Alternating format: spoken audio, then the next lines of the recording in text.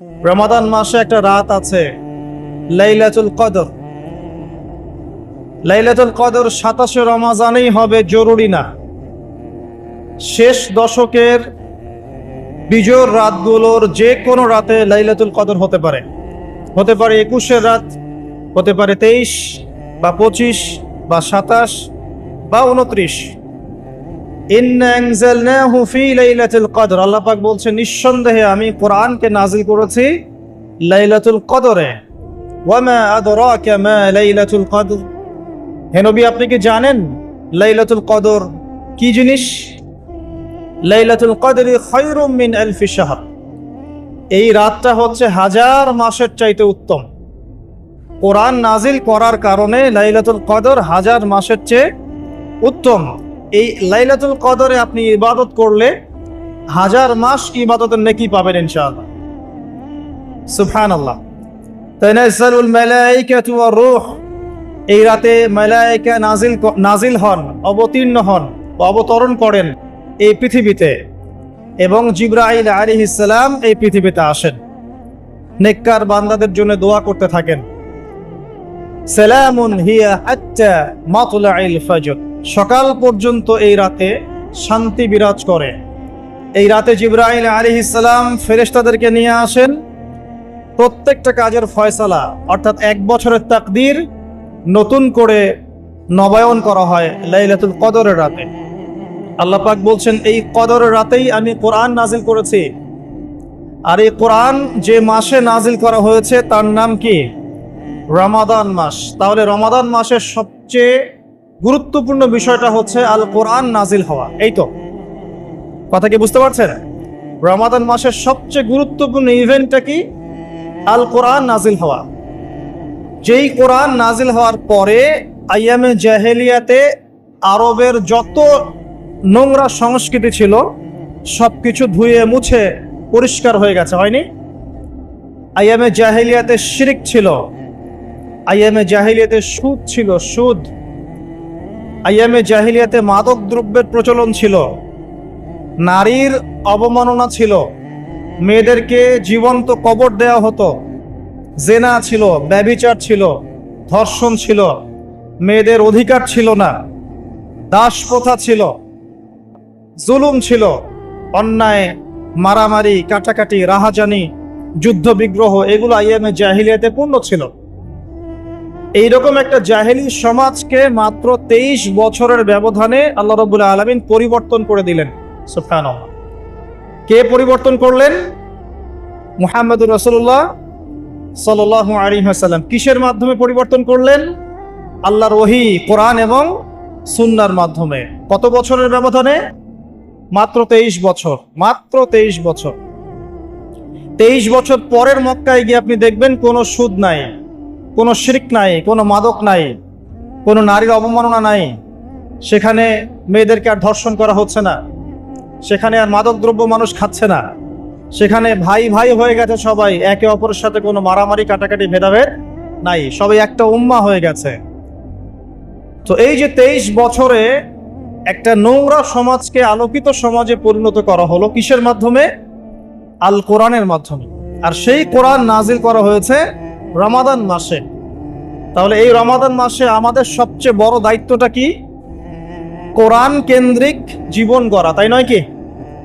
কোরআন কেন্দ্রিক জীবন গড়া, কোরআন পড়তে শেখা, কোরআন মানুষকে শেখানো, কোরআনের অর্থটা বোঝা, কোরআনকে নিয়ে গবেষণা করা, কোরআনের দাওয়াত মানুষকে দেয়া, এবং কোরআনের যে বিধান এটা বাস্তবায়নের চেষ্টা করা। এই তো কোরআন কেন্দ্রিক কাজ, তো এইগুলোই। নবী সাল্লাল্লাহু আলাইহি ওয়াসাল্লাম এবং সাহাবায়ে কেরাম 23 বছর ধরে এই কাজগুলো করেছিলেন বলেই আইয়ামে জাহেলিয়াত একটা আলোকিত সমাজে পরিণত হয়েছে। আমার কথা কি বুঝতে পারছেন? আলহামদুলিল্লাহ। এখন আসেন খুব সরল কথা বলি যে আমরা যারা মুসলিম আছি কোরআন কেন্দ্রিক আমাদের কি কাজ করা উচিত, এই রমাদান মাসে আমরা কি করতে পারি, এবং রমজান মাস থেকে শিক্ষা নিয়ে সারা বছর এটাকে ধরে রাখতে পারি কিভাবে, এটাই মূল কথা। অনেক বেশি কথার প্রয়োজন নাই, মূল কথা কিন্তু অল্প। রমাদান মাসে আমাদের প্রথম দায়িত্ব হচ্ছে আল কোরআন পড়তে শেখা। আমরা কারা কারা কোরআন পড়তে জানি? হাত উঁচু করে একটু। মাশাআল্লাহ, বেশিরভাগ মানুষই কোরআন পড়তে জানেন, আলহামদুলিল্লাহ। জাযাকুমুল্লাহ খায়রান, আল্লাহ পাক আপনাদেরকে বারাকাত দান করুন, দোয়া করি। প্রথম কাজ কোরআন পড়তে শেখা। পড়তে জানেন, আলহামদুলিল্লাহ। তবে আমি কিছু কথা বলি যেগুলো শুনলে হয়তো আপনার কাছে মনে হবে যে আরো ভালো করে পড়া শেখা উচিত। পড়তে শেখা খুব গুরুত্বপূর্ণ একটা কাজ, কিন্তু যেমন তেমন করে পড়তে শিখলে হবে না, মদ মাখরাজ তাজবিদের সাথে পড়তে হবে। যেমন একটা অক্ষর আছে কফ, বড় কফ, যেমন কফ দিয়ে একটা শব্দ আছে কুল। আপনারা সূরায় পড়ছেন নামাজে, কুল হু আল্লাহু আহাদ, তাই পড়ছেন না? তো এই কুল শব্দের অর্থ হচ্ছে বলুন।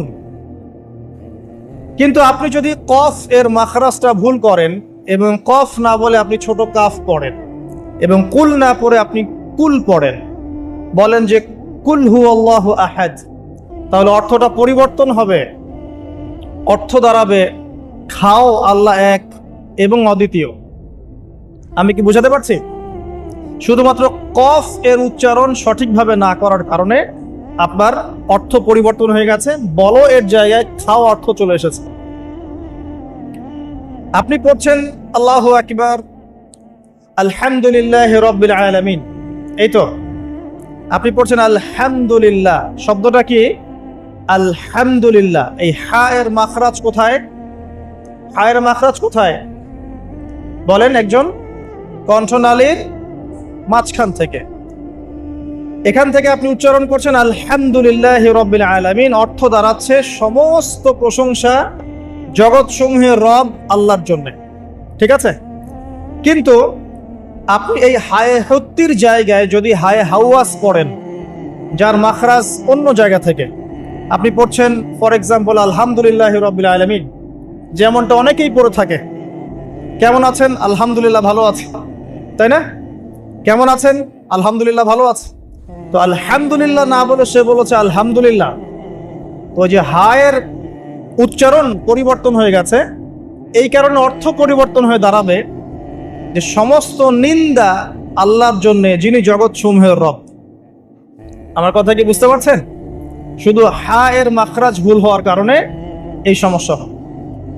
তাই যারা পড়তে শিখেছি আরো ভালো করে পড়তে শিখি, মদের সাথে, মাখরাজের সাথে, তাজবিদের সাথে সমস্ত নিয়ম কানুনগুলো আবার চর্চা করি, যাতে আপনার তেলাওয়াতটা 100% বিশুদ্ধ হয়। আল্লাহ পাক তৌফিক দান করুন। ফর এক্সাম্পল একটা উদাহরণ দিচ্ছি, আলিফ লাম মিম, সূরা বাকারার প্রথমে আছে না আলিফ লাম মিম?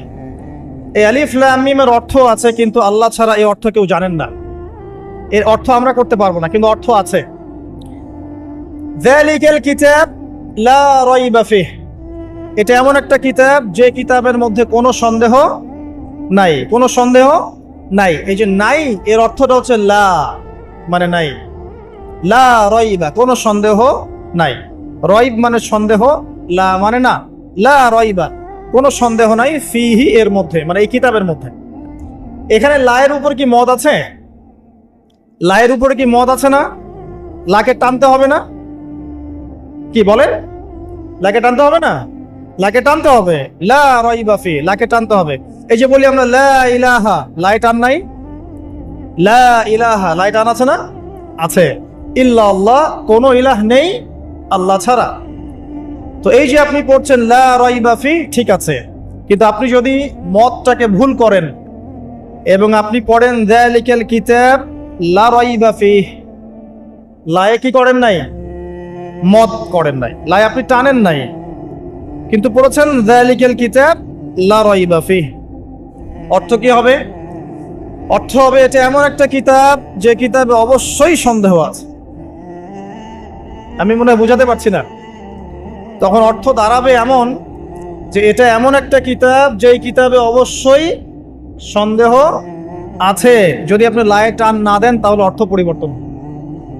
আপনি পড়ছেন কুল ইয়া আইয়ুহাল কাফিরুন, বলুন হে কাফেররা, লা আ'বুদু, আমি ইবাদত করি না, মা তা'বুদুন, যার ইবাদত তোমরা করো বা তোমরা করছো। এখানেও লায়ের মধ্যে মদ আছে, লা আ'বুদু মা তা'বুদুন। কিন্তু আপনি যদি মদ না করেন, যদি পড়েন কুল ইয়া আইয়ুহাল কাফিরুন লা আ'বুদু মা তা'বুদুন। অর্থ কি হবে? বলুন হে কাফেররা, বলুন হে নবী, হে কাফেররা, আমি অবশ্যই তার ইবাদত করি যার ইবাদত তোমরা করো। নাউযুবিল্লাহ। আমি কি বুঝাতে পারছি ভাই? অক্ষরের পরিবর্তনের কারণে, উচ্চারণের পার্থক্যের কারণে, টান কম বেশি হওয়ার কারণে কোরআনের অর্থ ঈমান থেকে কুফরের দিকে যেতে পারে। কথা কি বুঝতে পারছেন? অতএব যারা কোরআন তেলাওয়াত করা শিখেছেন আবারও শেখেন, শেখার কোনো শেষ নাই। যদি এখন আমি কোরআন তেলাওয়াত আপনাদেরকে ধরি, দেখা যাবে অনেকে তেলাওয়াত ভুল পাওয়া যাবে, পাওয়া যাবে না? অতএব এই রমজান মাসটাকে কাজে লাগান, রমজান মাসে কোরআন তেলাওয়াত করা শেখেন। ইমাম সাহেবের কাছে শেখেন, মুয়াজ্জিন সাহেবের কাছে শেখেন, আলেমের কাছে আসেন, মাদ্রাসায় যান। যদি এগুলো সুযোগ না থাকে, অনলাইনে অনেক কোর্স করানো হচ্ছে, অনলাইনে কোর্স করেন। সবচেয়ে ভালো হয় মাদ্রাসায় গিয়ে পড়লে। যদি মাদ্রাসায় পড়তে না পারেন, অনলাইন অফলাইনে কোর্সের মাধ্যমে শিখেন। আপনাকে শিখতে হবে, যে কোনো নিয়মে হোক শিখতে হবে। নুরানি পদ্ধতি বলেন, বৈজ্ঞানিক পদ্ধতি বলেন, যে নিয়মেই বলেন, আপনাকে বিশুদ্ধ করে শিখতে হবে। এবার শিখে ফেললে আপনি কি পাবেন? খুব সংক্ষেপে বলছি। শিখে ফেললে আপনি কোরআন তেলাওয়াত করবেন নিয়মিত। আমি পরামর্শ দেই, প্রত্যেক দিন এক পারা করে পড়েন। প্রত্যেক দিন এক পারা, তাহলে 30 দিন 30 পারা পড়া হবে। প্রত্যেক মাসে একটা করে খতম দিতে পারবেন, আপনি বছরে 12টা খতম দিতে পারবেন। যদি আপনি বিশুদ্ধ করে তেলাওয়াত করতে শেখেন, তাহলে রাসূল সাল্লাল্লাহু আলাইহি ওয়াসাল্লামের কিছু হাদিস আপনার জন্য। নবী সাল্লাল্লাহু আলাইহি ওয়াসাল্লাম বলেছেন, ইকরাউল কোরআন, তোমরা বিশুদ্ধ করে কোরআন তেলাওয়াত করো। ফাইন্নাহু ইয়াতি ইয়াউমাল কিয়ামা শাফিআন লিআসহাবিহি, কারণ কিয়ামতের দিন কোরআন তার পাঠকের পক্ষে সুপারিশ করবে। সুবহানাল্লাহ। তিনি বলছেন সূরা বাকারা এবং সূরা আলে ইমরান সুপারিশ করবে, ওই পাঠকের উপরে ছায়া প্রদান করবে। কিয়ামতের মাঠে কোনো ছায়া থাকবে? আল্লাহর আরশের ছায়া থাকবে, কোরআন আপনাকে ছায়া দিবে। সূরা আলে ইমরান, সূরা বাকারা আপনাকে ছায়া দিবে। বিশুদ্ধ করে তেলাওয়াত করা শিখলে আপনি রাত্রে বেলা সূরা মুলক তেলাওয়াত করবেন। কোন সূরা? সূরা মুলক। যে ব্যক্তি রাতের বেলা তেলাওয়াত করে, এই ব্যক্তি মৃত্যুবরণ করলে ইনশাআল্লাহ তাআলা তার কবরের আযাব হবে না। কবরের আযাব কি চারটাখানি কথা? সূরা মুলক তেলাওয়াত করলে এই ব্যক্তিকে সূরা মুলক কবরের আযাব থেকে বাঁচিয়ে দিবে ইনশাআল্লাহ। 30টা আয়াত মুখস্থ করে ফেলতে পারেন। কোরআন তেলাওয়াত করা শিখলে আপনি আয়াতুল কুরসি পড়তে পারবেন। কোনটা? আল্লাহু লা ইলাহা ইল্লা হুয়াল হাইয়ুল কাইয়ুম, এখান থেকে শেষ পর্যন্ত। সূরা বাকারার আয়াত নাম্বার 255। প্রত্যেক ফরজ নামাজের পর যে ব্যক্তি বিশুদ্ধ করে আয়াতুল কুরসি তেলাওয়াত করবে, মৃত্যু ছাড়া তার জান্নাতে যাওয়ার কোনো বাধা নাই। সুবহানাল্লাহ। আর ছোট্ট সূরা আছে কিছু, সূরা ফালাক, সূরা নাস, সূরা ইখলাস। সকালে 3 বার সূরা ইখলাস, 3 বার ফালাক, 3 বার নাস। বিকেল বেলা বা সন্ধ্যার পরে 3 বার সূরা ইখলাস, 3 বার ফালাক, 3 বার নাস। নবী সাল্লাল্লাহু আলাইহি ওয়াসাল্লাম বলছেন, এই ব্যক্তিকে দৃশ্য অদৃশ্যের যাবতীয় ক্ষতি থেকে বাঁচানোর দায়িত্ব আল্লাহ নিয়ে নেবেন ইনশাআল্লাহ। কোনো বিপদ আপদ বালা মুসিবত হঠাৎ করে আপনাকে আক্রমণ করবে না ইনশাআল্লাহ। এই পৃথিবীর আগের পৃথিবী থাকবে না, পৃথিবী থাকবে না এমন। যতদিন যাবে পৃথিবী তার ধ্বংসের দিকে যাবে। আস্তে আস্তে আস্তে আস্তে পৃথিবী তার ধ্বংসের দিকে যাবে এবং কিয়ামতের সমস্ত আলামত প্রকাশিত হয়ে যাবে ইনশাআল্লাহ তাআলা। হাতে সময় বেশি নাই। সেই 1400 বছর আগে নবীজি বলেছেন যে আমার উম্মত আর কিয়ামতের মাঝখানের দূরত্ব হচ্ছে আসর থেকে মাগরিবের ওয়াক্তের মতো। বুঝাতে পারছি না? আসরের ওয়াক্ত, এই যে এখন আসরের ওয়াক্ত, মাগরিব হতে কতটুকু সময় বাকি আছে? 1.5 ঘন্টা, 2 ঘন্টা। আল্লাহর কাছে উম্মতে মুহাম্মাদি এবং কিয়ামত আর উম্মতে মুহাম্মাদি এর মাঝখানে দূরত্ব হচ্ছে আসর থেকে মাগরিবের মতো। তাহলে কতটুকু সময় বাকি আছে আপনি ভাবেন। এই হাদিসটা বলেছেন নবীজি 1400 বছর আগে, আমি 1400 বছর পরে বললাম, তিনি 1400 বছর আগে কথা বলেছেন। তো যাই হোক, শেষ জামানার সবচেয়ে বড় ফিতনা হচ্ছে মাসিহুদ দাজ্জাল। ওই দাজ্জালের ফিতনা থেকে আপনাকে বাঁচাবে সূরা কাহফ। কিন্তু আপনাকে বিশুদ্ধ করে তেলাওয়াত করা শিখতে হবে আগে। সূরা আলে ইমরানের শেষের 10টা আয়াত রাতের বেলা তিলাওয়াত করা সুন্নাহ। সারা রাত নফলের নেকি পাওয়া যায়। সূরাতুল কাফিরুন, কুল ইয়া আইয়ুহাল কাফিরুন, এই সূরাটা যদি কেউ ঘুমানোর সময় পাঠ করে, রাতে শোয়ার সময় পাঠ করে, আল্লাহ নবীজি বলছেন সেই ব্যক্তিকে আল্লাহ পাক শিরকের পাপ থেকে বাঁচাবে। কোন পাপ? শিরকের পাপ। আর আমি অনেক লেকচারে বলেছি যে প্রতি 1000-এ 999 জন মানুষ জাহান্নামে যাবে। প্রতি 1000-এ 999 জন মানুষ জাহান্নামে যাবে। তাদের আমল নামায় যে পাপটা থাকবে তার নাম হচ্ছে শিরক। কথায় শিরক, কাজে শিরক, বিশ্বাসে শিরক। আর এই শিরকে এখন আমরা হাবুডুবু খাচ্ছি। মুসলিমরা বিশ্বাস করে আল্লাহ ছাড়া অন্য কেউ সন্তান দিতে পারে। বিশ্বাস করে না? বিশ্বাস করে। মানুষ এখন বিশ্বাস করে আল্লাহ ছাড়া অন্য কেউ মহাবিশ্ব সৃষ্টি করেছে, বা মহাবিশ্ব এমনি এমনি সৃষ্টি হয়েছে বিগ ব্যাং এর মাধ্যমে, আল্লাহ সৃষ্টি করে নাই। মানুষ মনে করে জমিনে মানুষের বিধান চলবে, আল্লাহর বিধান জাদুঘরে থাকবে। এটা মানুষ মনে করে। মানুষ মনে করে মানুষ আল্লাহর হালালকে হারাম করতে পারে, আল্লাহর হারামকে হালাল করতে পারে। এটা মানুষের স্বাধীনতা, বাক স্বাধীনতা, ব্যক্তি স্বাধীনতা। মানুষ মনে করে। মানুষ মনে করে যে আল্লাহ ছাড়া অন্য কাউকে সেজদা করা যায়, আল্লাহ ছাড়া অন্য কেউ সন্তান দিতে পারে, আল্লাহ ছাড়া অন্য কেউ ভালো মন্দের মালিক, জীবন মৃত্যুর মালিক, কল্যাণ অকল্যাণের মালিক। মানুষ এগুলো মনে করে। মানুষ এখন শিরকে হাবুডুবু খাচ্ছে। বিশ্বাসে শিরক করে, কথায় শিরক করে, অথবা কাজে শিরক করে। মুসলিমরা আল্লাহ ছাড়া অন্য কাউকে সেজদা করে না। মুসলিমরা কবরে সেজদা করে না, মাজারে সেজদা করে না। মুসলিমরা কবরকে কেন্দ্র করে তাওয়াফ করে না। মুসলিমরা হাতে সুতা বালা পরে না। মুসলিমরা হাতে আংটি পরছে এবং মনে করছে যে এই আংটি ওকে রোগ থেকে বাঁচাবে, এই সুতা ওকে রোগ থেকে বাঁচাবে। মুসলিমরা চন্দ্র, সূর্য, গ্রহ, নক্ষত্রের কাছ থেকে কল্যাণ কামনা করে। মুসলিমরা মনে করে যে মানুষ আগামীকালকের আবহাওয়া বলতে পারে। মুসলিমরা রাশি চক্রে বিশ্বাস করে।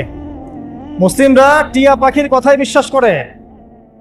দেখেন রাস্তার পাশে টিয়া পাখি বসে আছে, ভাগ্য গণনা করছে। এগুলো মুসলিমরা করে। শিরকের শেষ নাই। আমি একটা বইয়ের নাম বলি মাঝে মাঝেই, বইটার নাম হচ্ছে কিতাবুত তাওহীদ। কি নাম?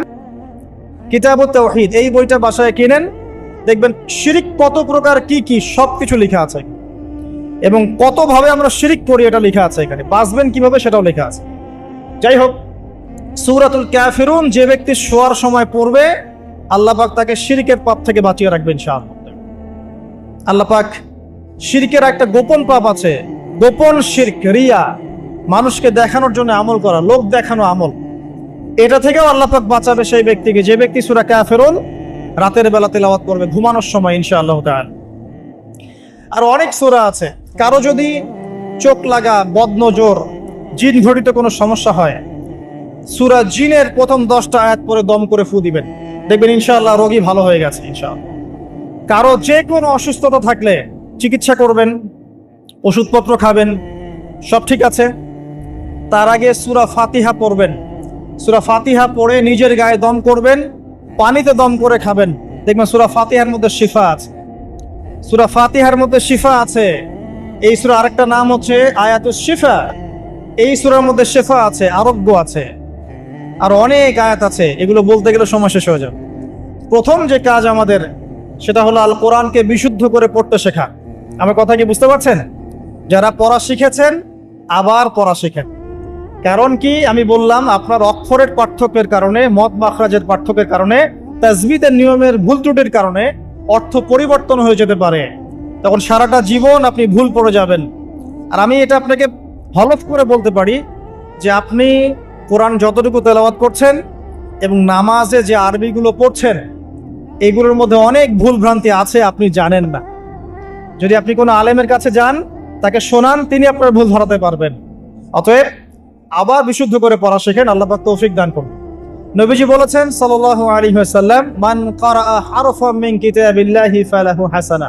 কেউ যদি একটা হরফ তেলাওয়াত করে কোরআনের, তার নেকি হবে কত নেকি? আল হাসানাতু বিআশরি আমসালিহা। এক নেকি 10 দিয়ে গুণ করা হবে। অর্থাৎ একটা হরফ তেলাওয়াত করলে 10 নেকি হবে ইনশাআল্লাহ। আলিফ লাম মিম পড়লে 10 নেকি হয় না, আলিফ লাম মিম পড়লে 30 নেকি হয়। কারণ আলিফ একটা হরফ, লাম একটা হরফ, মিম একটা হরফ। আপনি কি জানেন কোরআনে কতগুলো হরফ আছে? আল কোরআনে 600টা পৃষ্ঠা আছে। কত পৃষ্ঠা?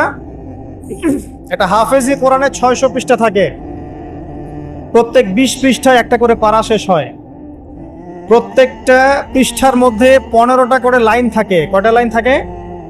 15টা লাইন থাকে। প্রত্যেকটা লাইনের মধ্যে 9টা করে গড়ে শব্দ থাকে, গড়ে 9টা করে শব্দ থাকে। এক পৃষ্ঠায় দেখবেন 134 বা 135টা শব্দ থাকবে। এখন 600কে আপনি 135 দিয়ে গুণ করলে দেখবেন আল কোরআনে 77,800টা শব্দ আছে। 77,800টা শব্দ আছে, মানে প্রায় 78,000 শব্দ আছে। এটা হলো শব্দের কথা বললাম।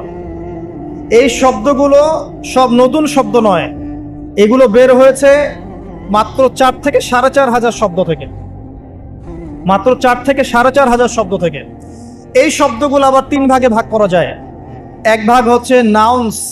নাউন্স তো বোঝেন, বিশেষ্য, যেগুলোকে আমরা ইসম বলি, যেমন আল্লাহ, মুহাম্মদ, জিবরিল, মিকাইল, ইব্রাহিম, ইসমাইল, এগুলো নাউন মানে বিশেষ্য। একগুলো আছে ফেল বা ক্রিয়াপদ, যেমন না'বুদু, নাস্তাইন, নাতরুকু, ইয়ামালুন, ইয়াফআলুন ইত্যাদি। অনেকগুলো আছে ফেল মানে ক্রিয়া। এই ফেলগুলোই মূল জিনিস, এগুলো ভার্বস। এগুলো 2 ভাগে ভাগ করা যায়, ফেলে মাজি এবং ফেলে মুদারি, অতীতকাল এবং বর্তমান ভবিষ্যৎকাল। আরেকগুলো আছে হরফ বা অব্যয়, এগুলোকে আমরা ইংরেজিতে বলি প্রোনাউন্স বা প্রিপোজিশন বা কনজাংশন, ইন্টারজেকশন। এগুলো সবকিছু মিলেই হরফ। এই অল্প কিছু শব্দ থেকে কোরআনের 78,000 শব্দ বের হয়েছে। কোরআনের যদি কেউ 400 থেকে 500টা মাজদার জানে, মাত্র 400 থেকে 500টা মাজদার, ইনশাআল্লাহ তাআলা সে কোরআনের 70% অনুবাদ করতে পারবে ইনশাআল্লাহ। কথা কি বুঝতে পারছেন? হয়তো কিছু বুঝতে পারছেন না। মাত্র 400 থেকে 500টা মাজদার, মূল ওয়ার্ড, রুট ওয়ার্ড কেউ যদি জানে, এবং এই একটা শব্দ থেকে অনেকগুলো শব্দ তৈরি করার ট্রান্সফরমেশন পদ্ধতি আছে, একটা আরবি ব্যাকরণ একটা পদ্ধতি আছে, যে একটা শব্দ থেকে আপনি অনেকগুলো শব্দ তৈরি করতে পারবেন। আরবিতে এরকম পদ্ধতি আছে। এই পদ্ধতিটা যদি সে জানে এবং এই সিনোনিমসগুলো, ভোকাবুলারিগুলো মনে রাখতে পারে, মাজদারগুলো মনে রাখতে পারে, ইসমগুলো মনে রাখতে পারে, হরফের ব্যবহারগুলো জানে, সে ইনশাআল্লাহ তাআলা অল্প সময় করতে পারবে ইনশাআল্লাহ। বাকি 30% কি হবে সেটা নিয়ে পরে চিন্তা করা যাবে। আমি একটা ছোট্ট উদাহরণ দিচ্ছি। সূরা ফাতিহা, এখানে কম বেশি 18 থেকে 20টা শব্দ আছে, ঠিক আছে? আলহামদুলিল্লাহি রব আলামিন, রহমান রহিম, মালিক ইয়াউমদ্দিন, শব্দগুলো আছে। হয়তো সব মিলিয়ে হবে 18 থেকে 20টা শব্দ। সূরা ফাতিহার এই শব্দগুলো কোরআনে রিপিট করা হয়েছে 7,800 বার। কতবার? 7,800 বার। মানে সূরা ফাতিহার অর্থ যে জানে, সে কোরআনের 7,800টা শব্দ অর্থ জানে।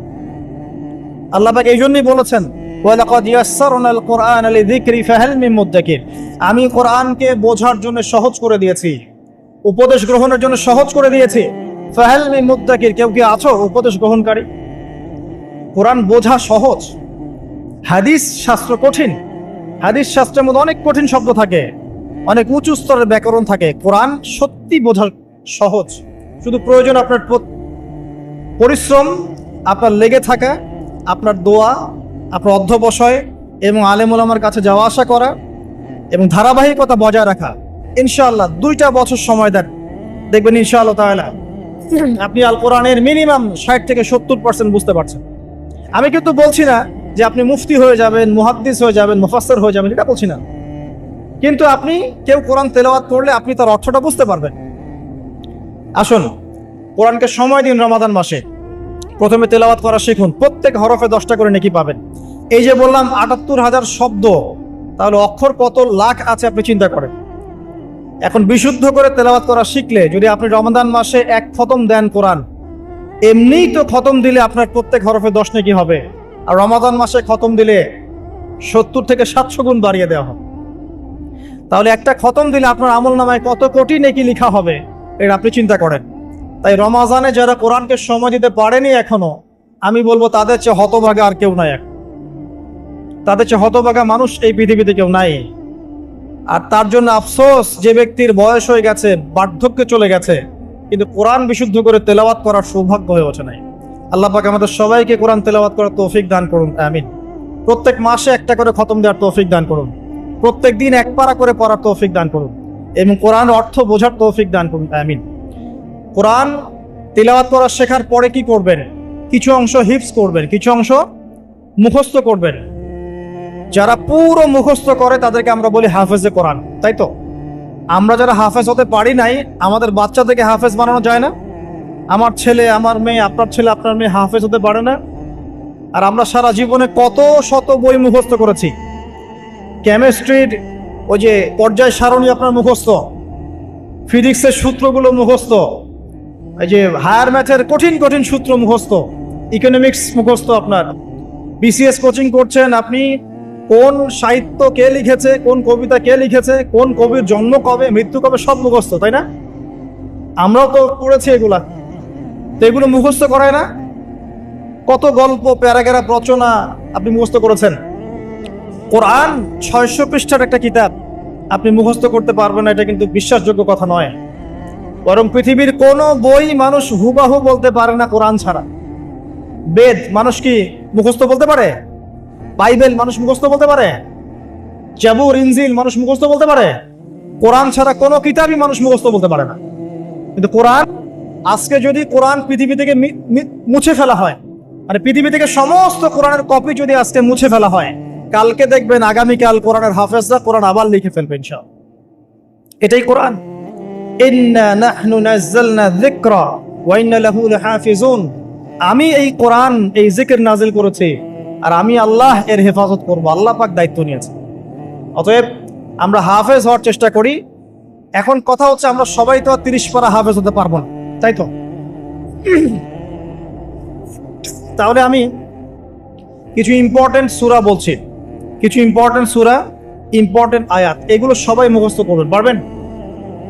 1 নম্বর সূরা ফাতিহা, 2 নম্বর সূরা বাকারার প্রথম 5টা আয়াত, এরপর সূরা বাকারার 255 নম্বর আয়াত, আয়াতুল কুরসি, এরপর সূরা বাকারার শেষের 3টা আয়াত, এরপর সূরা আলে ইমরান শেষের 10 আয়াত, এরপর সূরা কাহফ প্রথম 10 শেষ 10, এরপর সূরা জিন প্রথম 10, এরপর সূরা মুমিনুন শেষের আয়াতগুলো, শেষের 10টা আয়াতের মতো, সূরা ফুরকান শেষের কিছু আয়াত, সূরা ফালাক, সূরা নাস, সূরা ইখলাস, সূরা কাফিরুন, এগুলো পড়া যাবে না? সূরা হাশর শেষের 3টা আয়াত, সূরা হাশরের শেষের আয়াতগুলো, সূরা হজের শেষের আয়াতগুলো। এরপরে আপনি পড়বেন সূরা তাহার কিছু আয়াত, তারপরে আছে সূরা বনী ইসরাঈল এর কিছু আয়াত, সূরা মুলক মুখস্থ করবেন, সূরা মুলক। আর 2টা সূরা অবশ্যই মুখস্থ করবেন, সূরা আর রহমান, সূরা ইয়াসিন। এতটুকু পড়া যাবে না? খুব বেশি পড়া দিলাম?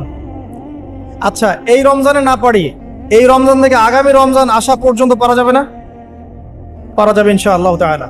আল্লাহ পাক আমাদের সবাইকে কোরআনের মিনিমাম 1 পারা হিফজ করার তৌফিক দান করুন, আমিন। আর আমাদের বাচ্চাদেরকে আল্লাহ পাক কোরআনের হাফেজ হিসেবে কবুল করুন, বড় আলেম হিসেবে কবুল করুন, আল্লাহর দ্বীনের বড় দায়ী এবং মুজাহিদ হিসেবে কবুল করুন, আমিন। এরপর কি কাজ? কোরআনের অর্থ বুঝতে হবে।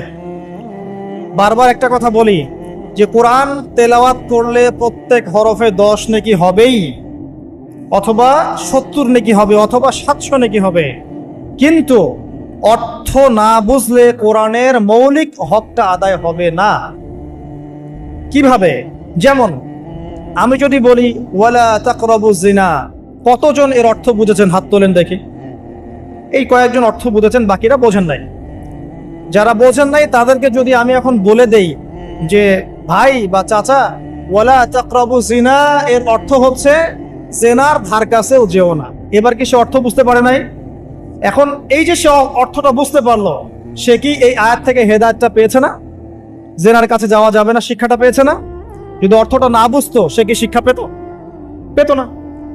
যদি আমি বলি ইত্তাকুল্লাহ ওয়া যারু মা বাকিয়া মিনার রিবা, আল্লাহকে ভয় করো, সুদের অবশিষ্ট অংশ ছেড়ে দাও, ওয়া ইল্লাম তাফআলু ফা'যারু বিহারবিন মিনাল্লাহি ওয়া রাসূলিহি। যারা অর্থ জানে না তারা কি হেদায়েত পেয়েছে? পাবে। কিন্তু যারা অর্থ বুঝেছে তারা বুঝতে পারবে যে হ্যাঁ, আল্লাহ এখানে বলছেন যে ব্যক্তি সুদ খায় সে যেন আল্লাহ এবং তার রাসূলের সাথে যুদ্ধের ঘোষণা শুনে। তো অর্থ জানার দরকার নাই? খ্রিস্টানরা, ইসলামের দুশমনরা গবেষণা করছে, কোরআনের অর্থ নিয়ে ওরা গবেষণা করে আমাদের বিরুদ্ধে কি করছে? আমাদের বিরুদ্ধে বিভিন্ন কূটকৌশল চালছে। আর আমরা মুসলিমরা কোরআনের অর্থ বুঝতে যাচ্ছি না। এক শ্রেণীর মানুষ মনে করে যে কোরআনের অর্থ বুঝলে কিছু মানুষের হাত আর টিকবে না জমিনের মধ্যে। কিছু মানুষ মনে করে যে কোরআনের অর্থ যদি সবাই বুঝে ফেলে তাহলে এক শ্রেণীর মানুষের ধর্ম ব্যবসা টিকবে না। আল কোরআনুল কারীম নির্দিষ্ট কিছু মানুষের জন্য নয়, পুরো মানব জাতির জন্যই। একজন অমুসলিম কি কোরআন পড়ে হেদায়েত পেতে পারে না? একজন হিন্দু ভাই সে কোরআন পড়ে কি এক ঈশ্বরে বিশ্বাস করে ইসলাম কবুল করতে পারে না? তো কোরআন থেকে হেদায়েত পেতে হলে তো অর্থটা জানতে হবে। সূরা ফাতিহা আপনি পড়ছেন, অর্থ যদি না বোঝেন আপনার নামাজে মনোযোগ কিভাবে আসবে? মালিকি ইয়াউমিদ্দিন আপনি বলছেন নামাজের মধ্যে, মালিকি ইয়াউমিদ্দিন, বিচার দিনের মালিক। তারপরেও যদি আপনি চিন্তা করেন আমি এই জমিনের মালিক, তাহলে কি হবে? ইয়্যাকা না'বুদু ওয়া ইয়্যাকা নাস্তাঈন, আমরা নামাজে বলছি আল্লাহ শুধু আপনারই ইবাদত করি, আপনার কাছেই সাহায্য চাই। এই ব্যক্তি কি মসজিদ থেকে বের হয়ে কবরে সেজদা করতে পারবে? সে তো নামাজে বলেছে আমি শুধু আপনারই ইবাদত করি, আপনার কাছেই সাহায্য চাই। অতএব অর্থ জানার দরকার আছে না? রুকুতে কি পড়ছি, তাসবিতে সেজদায় কি পড়ছি, আত্তাহিয়াতুর অর্থ কি, দরুদ শরীফের অর্থ কি, দোয়ায়ে মাসুরার অর্থ কি, হাত তুলে আমরা কি দোয়া করি, এগুলো অর্থ বুঝলে নামাজে মনোযোগ বাড়বে না?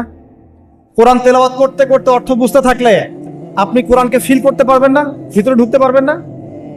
যখন আপনি অর্থটা বুঝবেন তখন দেখবেন আপনি কোরআনকে এত বেশি ফিল করবেন, মানে কোরআনকে আপনি ভিতর থেকে অনুভব করবেন যে কোরআন কি জিনিস, এর মধ্যে কত কাব্য আছে, সাহিত্য আছে, ইতিহাস আছে, কিসসা আছে, শিক্ষণীয় বিষয় আছে, জাহান্নামের আয়াত আছে, জান্নাতের আয়াত আছে, বৈজ্ঞানিক আয়াত আছে, কৃষির আয়াত আছে, আকাশকে নিয়ে আয়াত আছে, ব্যবসা নিয়ে আয়াত আছে, আপনার পরিবার নিয়ে আয়াত আছে, মহিলাদেরকে নিয়ে আয়াত আছে, পুরুষদেরকে নিয়ে আয়াত আছে, জীববিজ্ঞান নিয়ে কথা আছে, মহাকাশ নিয়ে কথা আছে। এমন কোনো বিষয় নাই যেটা আল্লাহ পাক কোরআনে বলেন নাই। এমন কোনো বিষয় নাই যেটা আল্লাহ পাক কোরআনে বলেন নাই। যে কবি কাব্য বা সাহিত্য পছন্দ করে সে যদি সূরা হুদ পড়ে, সূরা শুআরা পড়ে, সে বুঝবে কাব্য সাহিত্য কাকে বলে। যে সাহিত্য উপন্যাস পছন্দ করে সে যদি সূরা ইউসুফ পড়ে, সূরা ইউসুফ, তাহলে বুঝবে যে উপন্যাস কাকে বলে, আহসানুল কসাস কাকে বলে। কেউ যদি এই ছন্দ চর্চা করতে ভালোবাসে সে সূরা রহমান পড়ে দেখুক ছন্দ কাকে বলে। কোরআনে এক একটা সূরা আপনি পড়েন, ভিতরে ঢোকেন, দেখবেন কোরআনকে আপনি ফিল করতে পারছেন। আর রমজান মাস ছাড়া অন্য কোন মাসে আপনি কোরআন চর্চা করবেন? রমজান মাস ছাড়া অন্য কোন মাসে কোরআনকে শিখবেন, বুঝবেন, আমল করবেন? আল্লাহ পাক বোঝার তৌফিক দান করুন, আমিন। আর অনেক কথা বলার ছিল কিন্তু সময় কম, এক কথায় কোরআন অর্থটা বোঝার চেষ্টা করেন। এখন অর্থ বুঝতে হলে কি করতে হবে? কঠিন। অর্থ বুঝতে হলে আপনাকে আরবির যে ক্লাসিক্যাল বইগুলো আছে ব্যাকরণের, সেগুলো পড়তে হবে। আর এই বইগুলো কি একা পড়া যাবে? উত্তর না, এই বইগুলো একা একা পড়া যাবে, ওস্তাদের কাছে যেতে হবে। মিজান মুনসাফ পড়তে হবে আপনাকে, নাহু সরফের কিতাব পড়তে হবে, বালাগাতের কিতাব পড়তে হবে। এগুলো পড়ার পরে আপনি ইসম ফেল হরফ বুঝবেন, এসো আরবি শিখি পড়বেন, সফওয়াতুল মাজদার পড়তে হবে, অনেক বই পড়তে হবে। পড়ার পরে আপনি বুঝতে পারবেন কোরআনের ভাষাটা কি। তবে সবাই তো আর এটা পারবে না, পারবে? সবার পক্ষে তো পসিবল না। তাহলে সবার জন্য একটা সলিউশন, আপনার কাছে যে তাফসীরটাকে ভালো মনে হয়, তাফসীরে মারিফুল কোরআন হোক, তাফসীর ইবনে কাসির হোক, তাফসীরে জালালাইন হোক, যেটা আপনার কাছে ভালো মনে হয় সেই তাফসীর বাসায় কিনেন। বাসায় কিনে প্রত্যেকদিন 10টা করে আয়াতের অনুবাদ পড়েন। পারবেন? এটা কি কঠিন? সহজ। কিন্তু অনুবাদ পড়লেই কিন্তু আপনি কোরআন বুঝতে পারবেন না, এটা মনে রাখেন। কোরআন অনুবাদটা কিন্তু কোরআন নয়, অনুবাদটা কিন্তু আমার ভাষায় আমি ট্রান্সলেট করেছি। কিন্তু আরবি থেকে আরবি বুঝতে না পারলে আপনি মূল কোরআনটা পাবেন না। আমি আসলে বোঝাতে পারছি না, মানে আমি বুঝছি জিনিসটা কিন্তু আমি আপনাকে বোঝাতে পারছি না।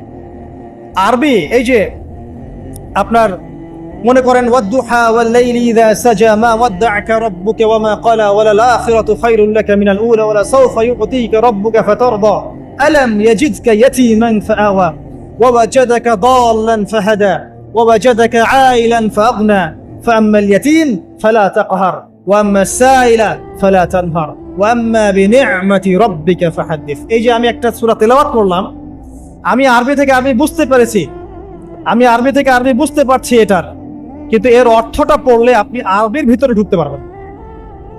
আরবি যদি আপনি শিখেন, বোঝেন, আপনি ফিল করবেন যে কি দরদ দিয়ে আল্লাহ পাক কথাগুলো বলছেন। আলাম ইয়াজিদকা ইয়াতীমান ফাআওয়া, হে নবী আমি কি আপনাকে ইতিম অবস্থায় পাইনি, আপনাকে কি আশ্রয় দেইনি? এই যে কন্টেন্ট, ধারাবাহিকতা, প্রসঙ্গ, এর ফ্লেভার, এটা বুঝতে হলে আপনাকে আরবি ভাষা লাগবে। আর আরবি ভাষা শেখাটা নিজের উপরে ফরজ করে নেন। আমি এই কথাটা এত জোর দিয়ে কেন বললাম? ইমাম শাফিঈ রাহিমাহুল্লাহ বলেছেন, আরেক মাযহাবের ইমাম শাফিঈ রাহিমাহুল্লাহ, তিনি বলেছেন মুসলিমদের উপরে কোরআন শিক্ষাও যেমন ফরজ, কোরআনের ভাষা শিক্ষাও ফরজ। কারণ ভাষা না শিখলে কোরআন শিখতে পারবে না মানুষ। আর আরবি ভাষা খুব সহজ, জানেন? আরবি ভাষা সহজ। বাংলা ব্যাকরণ যত কঠিন, আরবি ব্যাকরণ এত কঠিন নয়। বাংলা ব্যাকরণ কঠিন না? সন্ধি, কারক, বিভক্তি, সমাস পড়াছেন না? সমাস এত সহজ, কঠিন না জিনিসগুলো? আরবিটা সহজ। ইংরেজিতে আপনি টেন্স পড়ছেন, ভয়েস, ন্যারেশন, কত কি পড়ছেন না? কঠিন। আরবিটা কিন্তু সহজ। আর আপনি কোরআনের আরবিটুকু বোঝেন। আমি তো বলছি না সারাদিন আপনাকে আরবিতে কথা বলতে হবে, শুধু কোরআনের আরবিটুকু বোঝার চেষ্টা করেন, কারণ যাতে করে আপনি কোরআন, আল্লাহর কিতাব, আল্লাহর ভাষায় আপনি বুঝতে পারেন। আল্লাহ পাক তৌফিক দান করুন। আর যারা একেবারেই পারছেন না, অনুবাদ কিনেন, বাসায় তাফসীর কিনেন, বাসায় 10টা করে আয়াত পড়েন, অনুবাদ পড়েন। কিন্তু অনুবাদ পড়েই ফতোয়াবাজি করবেন না। অনুবাদ পড়ে ফতোয়াবাজি করবেন না। অনুবাদ পড়ে অনেকে কিন্তু আবার গোমরাও হয়ে গেছে। এক শ্রেণী মানুষও বের হয়েছিল, এখনো আছে, যে কোরআন মানি, হাদিস মানি না। অনুবাদ পড়ে দেখবে যে অনুবাদে লেখা আছে ওয়ালাকাদ সাররাফনা ফি হাযাল কুরআন লিন-নাস মিন কুল্লি মাসাল, কোরআনে আল্লাহ পাক সব বিষয় ব্যাখ্যা করেছেন। তখন সে বলবে কোরআন যথেষ্ট, হাদিসের দরকার নাই। এই যে আল্লাহ পাক কোরআনে বলেছেন, দলিল আছে। তো কোরআন পড়েও মানুষ বিভ্রান্ত হতে পারে। কিন্তু অতএব অনুবাদ পড়ে যেটা বুঝবেন না, অবশ্যই আলেম ওলামার কাছে আসবেন। এবং আমি সবসময় বলি, বাংলাদেশের প্রেক্ষাপটে কওমি ঘরানার ওলামায়ে কেরাম যারা আছেন, তাদের কাছে জ্ঞানের গভীরতা অনেক বেশি। এই কথাটা আমি বলেছি, বাস বলেছি, এর পিছনে অনেক ভিত্তি আছে। আমি যাচাই বাছাই করে, গবেষণা করে, অভিজ্ঞতার আলোকে কথাটা বলেছি। হুট করে আপনার বুঝে নাও আসতে পারে, কিন্তু কওমি ঘরানার ওলামায়ে কেরাম যারা আছেন, তাদের মাঝে কিছু কিছু বিষয়ে ত্রুটি বিচ্যুতি থাকতে পারে, কিন্তু উসুলের জ্ঞান, আরবি ভাষার জ্ঞান, তাফসীরের জ্ঞান, হাদিসের জ্ঞান, এমনকি মারেফত, এই বিষয়গুলো তাদের মধ্যে অনেক বেশি আছে। এই জন্যে আমি তাদের কথা বলি গর্বের সাথে যে আলহামদুলিল্লাহ, বাংলাদেশে আল্লাহ পাক এই শ্রেণীর উলামায়ে কেরামকে দিয়ে ধন্য করেছেন।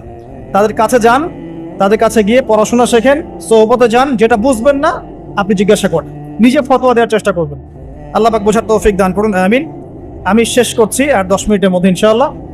তো 3টা কাজ আমরা শিখলাম। রমজান মাস কোরআন নাজিলের মাস, এই মাসে কোরআন শিখতে হবে। 1 নাম্বার, যারা তেলাওয়াত করতে জানি না, অবশ্যই তেলাওয়াত করা শিখবো। যারা জানি, আবারও শিখবো ইনশাআল্লাহ। 2 নাম্বার, আমাদেরকে অবশ্যই কিছু অংশ মুখস্থ করতে হবে। যদি পুরো অংশ মুখস্থ করতে নাও পারি, কিছু কিছু সূরা আয়াত বলেছে, এগুলো মুখস্থ করবেন ইনশাআল্লাহ তাআলা। 3 নাম্বার, অবশ্যই কোরআনের অর্থ বোঝার চেষ্টা করবেন, আরবি ভাষা শিখবেন, না পারলে তাফসীর কিনে পড়বেন, ওলামায়ে কেরামের কাছে গিয়ে জিজ্ঞাসা করে জেনে নেবেন। সব বিষয়ে নিজে ফতোয়া দিতে যাবেন না।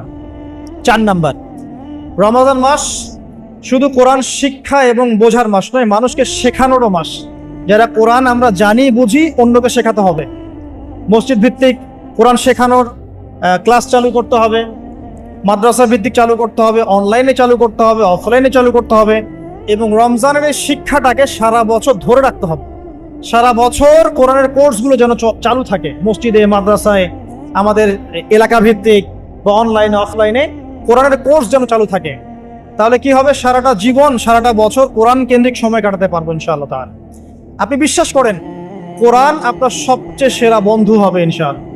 আপনি কোরআন নিয়মিত তেলাওয়াত করেন, একদিন যদি তেলাওয়াত না করেন, ওই দিন মনের মধ্যে আপনার অস্থিরতা তৈরি হবে। খেয়াল করে দেখবেন, মনটা আপনার অস্থির হয়ে যাবে, মনে হবে কি জানি আপনি আজকে করেন নাই।